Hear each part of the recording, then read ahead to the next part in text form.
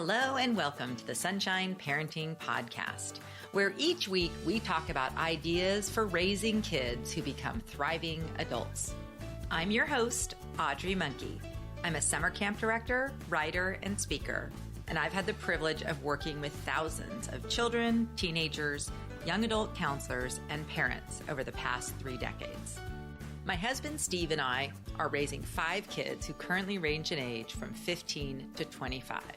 So my interest in raising kind, optimistic, self-reliant kids who become thriving adults is personal as well as professional. In episode 71, I'm talking with Jenifer Joy Madden. We spoke back in episode 30 about her book, How to Be a Durable Human. This time, we're talking about some more recent findings that this health educator and writer has found about the brain and her concept of the Bushy Broccoli Brain. Enjoy this episode. Well, I'm really excited to have Jenifer Joy Madden of The Durable Human back on the podcast again today. Welcome, Jenifer. Thank you so much. I'm so glad to be here. Why don't you refresh listeners just a little bit about your background and what you're really excited about right now? Sure. Well, I am a health journalist, so I'm always interested in health developments, and I'm really excited about all I've been learning about the brain lately. Used to be, we didn't have much research on childhood and all sorts of inputs and what that does to the brain and how to have really healthy brains. And now there's just been some beautiful research that's come out. And so I've developed a few theories around that to help people really understand how to, how to bring out the best in their kids. Well, on our last episode, and I'll put a link to it with these show notes, we talked about your book, The Durable Human, and it was really a popular episode. It just keeps getting listened to because I think just that concept of something that we all want for both ourselves and our children is just to be durable. So it sounds like your more recent research is really building upon your durability theory.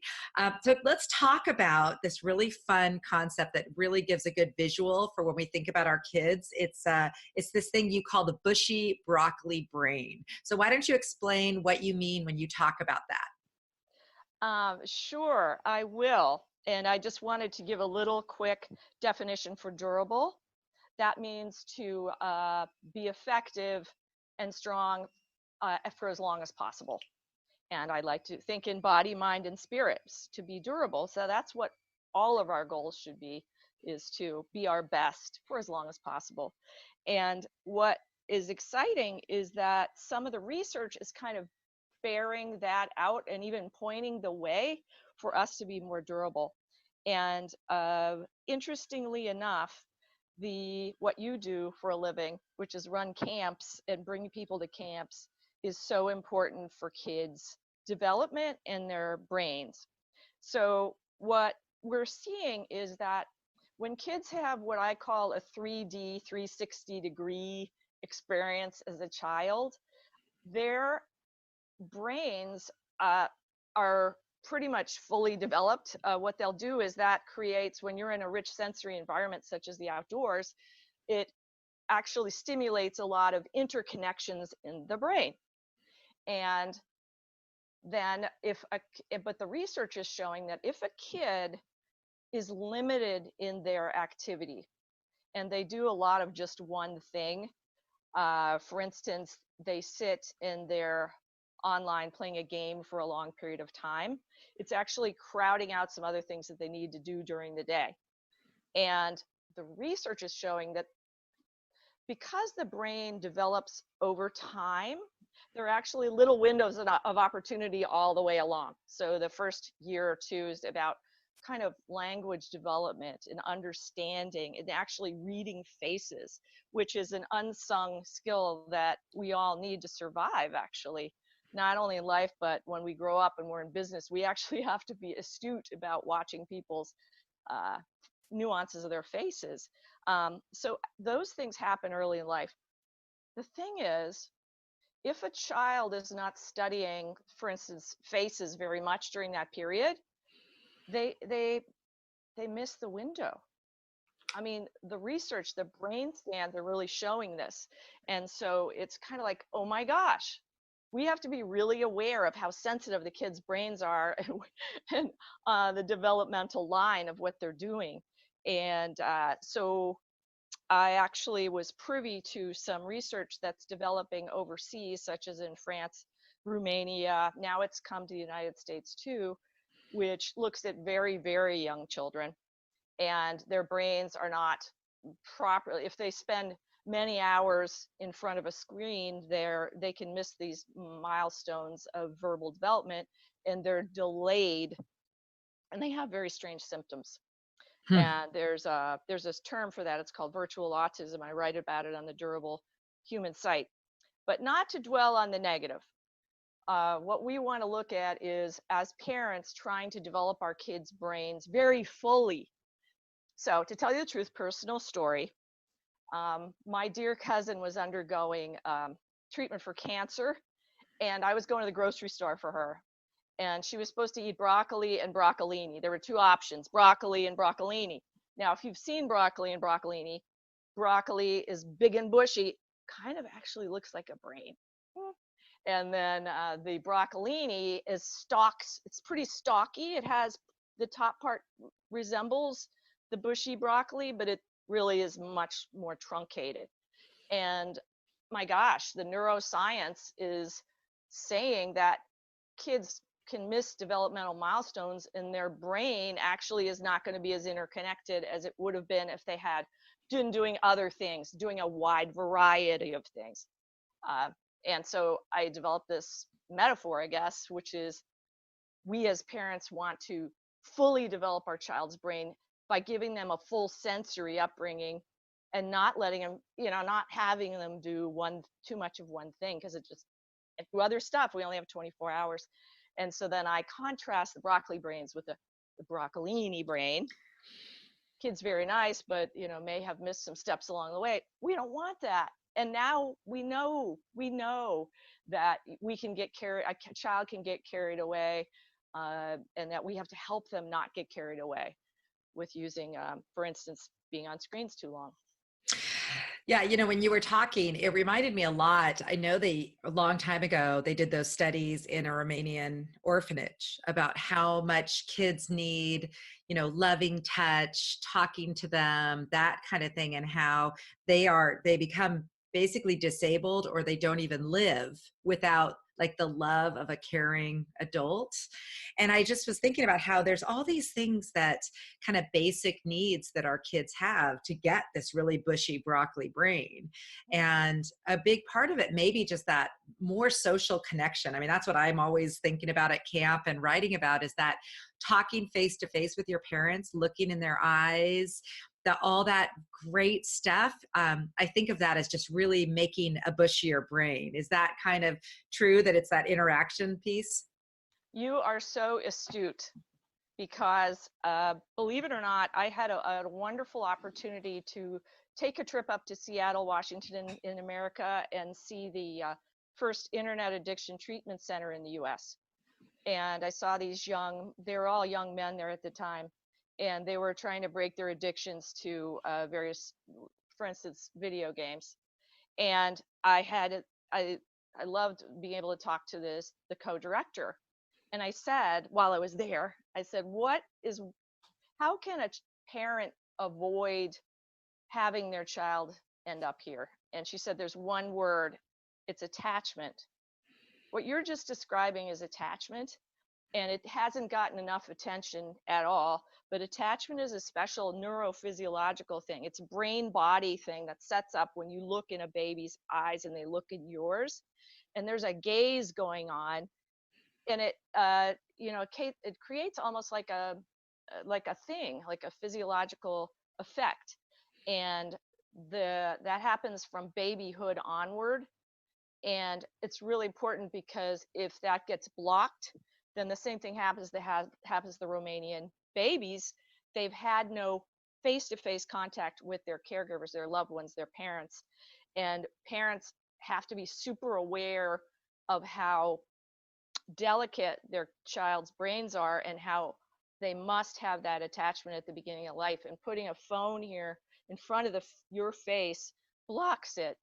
And actually, that attachment, since a child's brain takes 25 years to fully develop, even more, human beings that are young need to have attachment and have continuous eye contact with others and have others listen to them. And so a parent actually has to keep attachment in mind all the way through growing up years. And the second A, so I have this course for new parents that I'm launching, and I only have 4 letters, A, B, C, and D, that people have to learn, but attachment is the first A, and the second A is attention. Mm. And so you really can't have good attachment without attention to your child. So parents have more to do these days. They have a little bit more on their plate, which is, it used to be that attachment was just natural, it just would happen and nobody even noticed it. But Right. now it's like we have to be like, wait a minute, and be aware. So the third A is awareness, is being aware of what you're doing, basically, because it's second nature for us to pick up our phone and check it and be on there for periods of time. And it's like, no, that has to be put off until another time, because there's a crucial need that our babies and young children have, which is for us to be attached to them. I saw one of your recent blog posts was about some of the new things that have come out to help us all monitor our tech. And I've noticed, I think it's actually really helpful, like on iPhones, that we get a notice now of how much time we've spent. And even my kids, a few of whom are still teenagers, have mentioned to me noticing that, trying to have less time on there. It makes it almost like a contest. And I like some of those tools, but I'm curious a little bit more about the tech addiction thing. It's interesting because most traditional camps, we are unplugged. It's just part of the whole thing, is coming outdoors, being with your friends, not having your phone. But now there are actually, there's a camp now that is specifically set up as a tech addiction, like recovery camp. And I find it interesting. I mean, it's so popular, I guess. What are they finding to be helpful in treating these kids who are coming with these like severe addictions to their screens or gaming? Do you know what the treatment is or the prognosis? I do. I know what they're doing up at Restart, and that's why I called the director and I went up there, because I couldn't believe it. I write about being a durable human, what that means to be skilled, to have skills, know how to cook, know how to, sweep the floor and that kind of thing. I call it the triple crown of durability. So skills, genuine relationships with other people. So that's where this attachment comes in, person to person touch.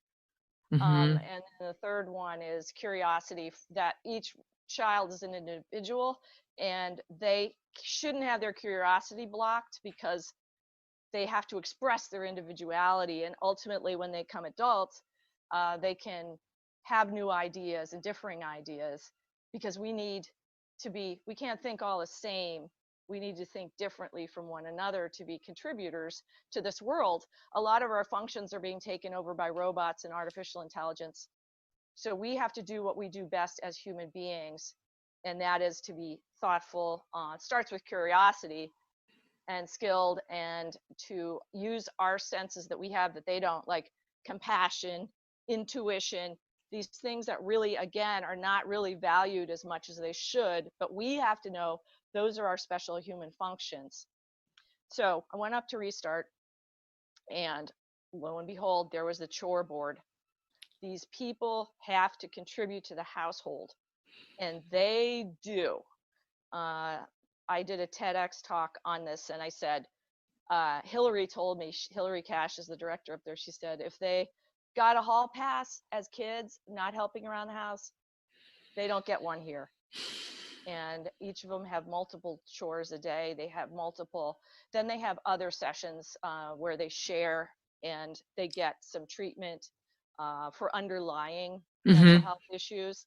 So that's how they break the addiction, is actually doing physical work and having purpose within the community, and with simple stuff like sweeping the floor. And I saw them cooking dinner. Man, it looked delicious. I had to move on, but they're good. Yeah, that's so interesting. I'm sure you're familiar. You're reminding me of so many books that I've read, but Julie Lythcott Hames in How to Raise an Adult. Chores is one of the things that she really, really, it's like a simple thing that many people don't realize that it's so important for all kids of every age to feel like they're contributing. And meanwhile, they're learning the skills. So while they're contributing and being a part, having a purpose in your home, they also are learning really important skills. So that's interesting that that's a tenet, which is also a tenet of camp. Most camps, they're cleaning their cabin, they're sweeping, they're cleaning up the fire pit, cleaning up, wiping down the counter in the bathroom. There's definitely that aspect. The other thing that I wanted to make sure we mention is Tina Payne Bryson and Daniel Siegel's work, The Whole Brain Child, No Drama Discipline, and the Yes Brain are all very much about what you're talking about, all the ways that parents can connect to and help grow kids' brain connections. And they have a saying that they say, neurons that fire together wire together. And as you're talking about that bushy brain, I'm thinking that they keep saying that in their books, that you have to use it or you lose it. So when you think about kids growing up in their brains, whether it's language development or that curiosity or those skills and those, automatic things, it's all happened from practice. So you need that 3D experience that you describe for those neurons to fire together and create all that great bushy, really, full brain power. And then what's interesting is I recently heard Tina speak at the Momentous Institute, and she was talking all about attachment as how that's a hugely important thing. So it's so interesting how all this recent brain science is coming together, kind of all leading to some of these same conclusions. Yep, it's kind of simple, and that's why I'm doing this new parents or a restart of parents. Yes, right. I call it a confidence kickstart. Mm-hmm. I mean, people are super guilty when they start to hear that, oh my gosh, did I accidentally let my kid be so happy using, playing this game or doing this thing? I thought it was good. I thought it was okay. And I say in my course, guilt be gone. Guilt be gone. Nobody knew this stuff. Nobody knew these wonderful, fun things were going to have any deleterious or damaging effects. So start there. Please do not feel guilty. But then start to realize how attachment and these other things are, and boundaries, developing boundaries for yourself around your technology. Containment's another use, the C word for that. But so I have sort of jumped off this broccolini brain thing and decided I had this brainstorm to create really cute little animated creatures that have the two different kinds of brains and that they illustrate one thought. So my first one is on the full balanced life. So it isn't really one thought. It's like one day, and it's a split screen, and it shows the broccoli brain character on the left and the broccolini on the right. But then I have some individual ones, such as 30 seconds just on feeding your baby, and it shows the mom like happily looking at her phone, and the baby's like back here behind the phone, kind of like, I'm here. And then there isn't a light bulb. There was originally in my concept, but it's not there, where the parent, it's a non-gender, non-race, it's a broccoli, it's green, doesn't Right. Okay. And then it's like, well, oh my gosh, I didn't even realize. And so that's all it is. It's just 30 seconds. There's no words to it. It's just to try to spark to be like, oh yeah, I got to remember. Yeah, sure. Okay, so these videos we'll for sure we'll be able to link to them in the show notes so people can check those out. Yeah, such great reminders. I do appreciate that you're kind of taking away the guilt thing, because I think that is a big part of parenting right now. Unfortunately, people just are always so worried about what they're doing wrong, when really, no one's going to get everything right, but you can make little course corrections along the way. If you're noticing something with yourself or your kids or your family, it's never too late to do a little reset. if you need to get more chores or less screen time, those are all doable things. And so I think that's a message that I know I'm always trying to share with people, because even in my own family, we go through these phases and we're like, okay, we're going to have an unplugged day, or we're going to, but because you need to sometimes reset.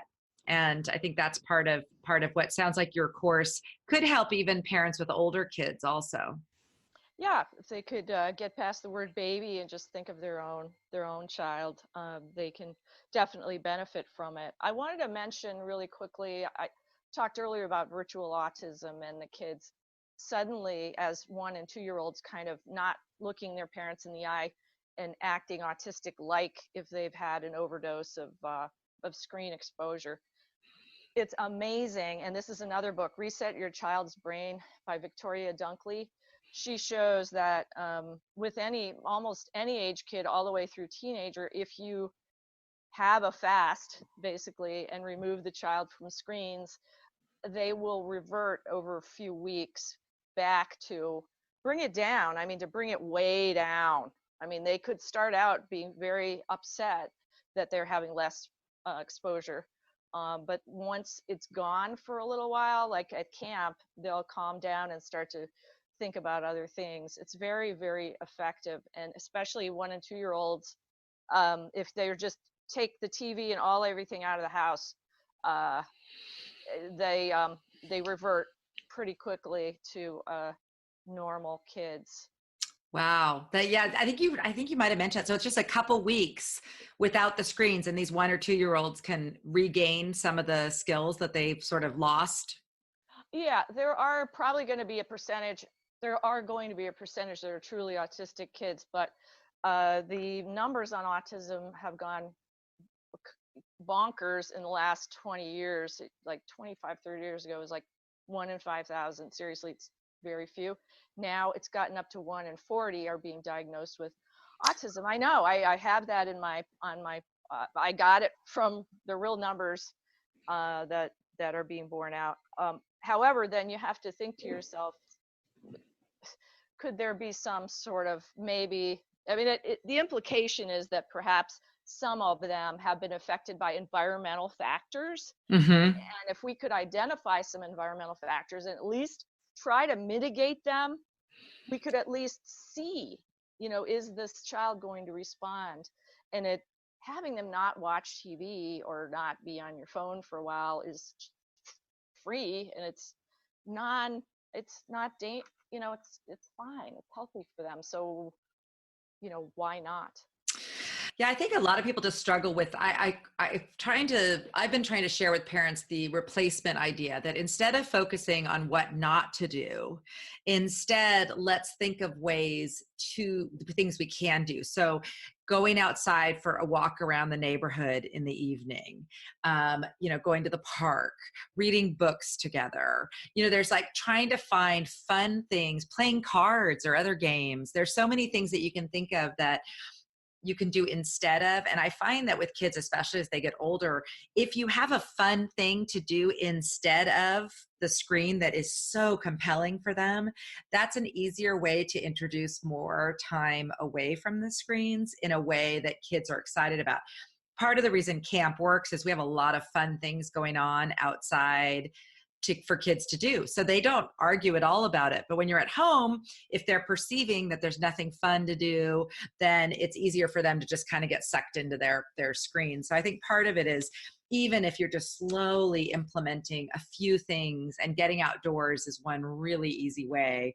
If you just have something that you do together outside, I think that can be a huge start to help parents. I love, you have so many great resources on your site. And I noticed today, I was looking through it, you have it divided into like parenting, I think nature or autonomy. So you have some really good resources. Why don't you tell people where they can find you? I will put the links, but why don't you just tell a little bit about what you have available, all those great resources that you have, so people know about it. Sure. I have my website, durablehuman.com. And then you can see how my blog posts are separated into different topics. And there's a search bar. I'd suggest, searching for something you might be interested in. I have the videos that people can see. my TEDx, and I'm developing some products that I'm going to set up a store pretty soon. But I have a little fun little training thing for a child for cell phone, so they to train them to charge it in the kitchen, and to encourage. I have a little pamphlet with that's talks about emphasizing sleep. So it's like sleep is the hero. The kids are heroes in the little story because they've charged their phone in the kitchen, so they're charged in the morning. So everybody's charged, the phone and the kid. And so it's like flipping it on its head and being like, sleep, you can't be awesome tomorrow unless you sleep tonight. So it's just giving parents and kids that impetus to like, yeah, rah rah sleep. That's our number one thing. It's much more important than the technology that can wait. And so I have those. I want to get that going soon. And I have my books, my 2 books, and I definitely would recommend. The second one is How to Be a Durable Human, and every chapter has some advice for parents to help their kids be durable in all ways: their ears, their eyes, their hearts. There's a bunch of lists in there that are easy to use. Yeah, it's all just really terrific and such a great reminder for all of us. So I sure appreciate all this research that you're doing. And I'm really interested to keep following all these fun things you're coming up with. I love the positive focus of the sleep one. I think, again, so much better to go with the positive of what you want to be doing instead. And I think you talked about, I just re-listened to our last episode, and you talked about just thinking about your day and where you spend your time.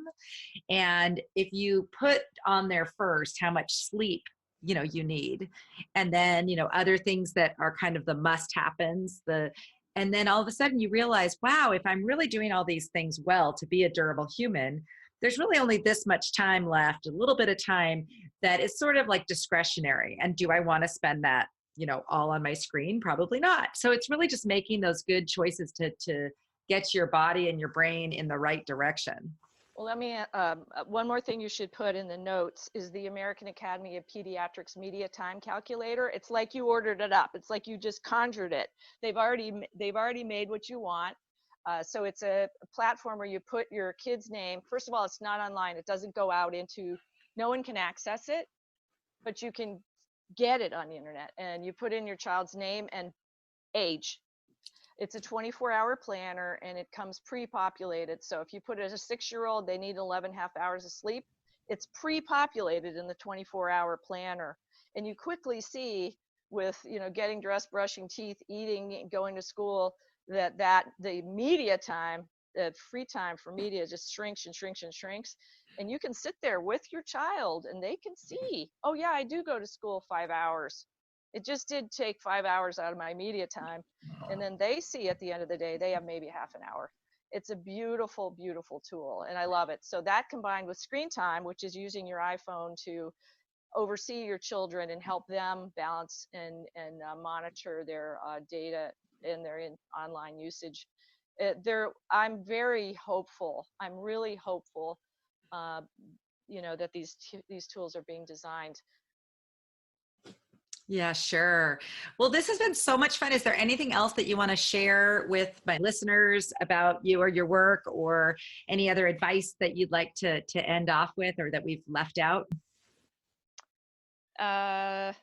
Let's see. I think it's just I'll just share a thought from Stephen Covey from The 7 Habits of Highly Effective People, that he writes about machines. When they're efficient, they are really fast. They're so fast. How many copies can come out of the printer, and that kind of thing. That's how they're efficient. But with people, to be efficient is actually to slow down, to slow way down, and to look and to listen. And I think we have to value efficiency with each other, and to give each other the time and attention that we need as everyone, but especially as parent to child. So I would just encourage that. And I refer to Stephen Covey in my confidence kickstart. So that would be, if they wanted to look at what it looks like, they can go to durablehuman.com/confidence kickstart. And I'm really excited to be able to share some of the things we've been talking about in a bit of a more organized way. And I have stuff like, a sensory observation worksheet. I have some things to do offline too. So where you watch your baby, this is for new parents. Can you see when they're seeing? Can you see when they're hearing? So you really observe them and see what beautiful sensory creatures they are. And so you slow down and start to understand, how you can observe as a parent. And because you got to keep observing, as you know, all the way through high school. You got to keep your eyes open because you're going to miss those vital cues from your kid. They don't Hmm. tell you, they don't necessarily verbally tell you. So you Yeah. have to keep your eyes on them. Yeah, that's beautiful. Well, this has been so great. I'm re-inspired once again. I've always been for a long time, my phone is charged far, far away from me, but even I struggle and go through phases where I'm like, what am I doing on this, again right now? So I think it's just something that we all need to learn, adults and children alike. And, even if our brains are developed, I feel like I think about older people getting all these dementias and how we need to keep this kind of stimulating 3D full experience going all through our lifespan, don't you think? Absolutely. And in fact, in my book, How to Be a Durable Human, there's a section on GPS and people's hippocampuses, which is their spatial recognition and their mapping part of their brain is shrinking. And we've seen it in London with the cab drivers. They're be able to rely on GPS more, and their hippocampi are shrinking. So I recommend, if you use the GPS one way to get there, on the way back, try to look for those landmarks, or be more observant when you're driving too, so you can try to at least drive back without using a GPS. Oh gosh, I was like bad before phones with directions, so I don't know if I'm going to be able to do that, but I'll try. Well, maybe to the grocery store. Try with the grocery store. Oh, I can get yeah, those places.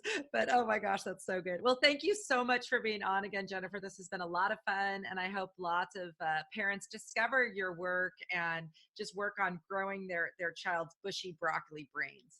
Oh, okay. Thank you for the opportunity, Audrey, and good luck this summer with camp. Thanks so much for joining me for this episode of the Sunshine Parenting Podcast. As always, the show notes and links that we talked about from this episode will be on my website at sunshine-parenting.com. If you're a new listener and you're interested in the topics I cover, please take a moment to subscribe to my weekly email, which I send out every Wednesday, and I include my most recent podcast episodes and blog posts, as well as links to articles and other information that I've found to be good resources in my parenting. I'm having so much fun connecting with camp directors from all across the United States in my Camp Director interview series called Happy Campers Interviews. We're talking about the social and emotional growth, as well as the character traits and life skills that kids gain at summer camp. To see the full schedule of interviews with links to the camp websites, visit my website at sunshine-parenting.com and click on the Happy Campers Interviews link. If you're a regular listener and you enjoy the Sunshine Parenting Podcast, I would really appreciate it if you'd take just a few minutes to give me a rating and a review on iTunes. I appreciate this review from Miss Kelly. I'm really enjoying the topics covered in Audrey's podcasts. This recent one about teens and camp provides loads of info on the benefits of camp for teens and gives great relatable examples. Easy to listen to with a clear and concise message for parents, teachers, and teens. I'll end this episode with a quote from Jenifer Joy Madden from her website, durablehuman.com. I'm delighted as everyone with our digital tools' amazing abilities, but I wonder what's happening to our own.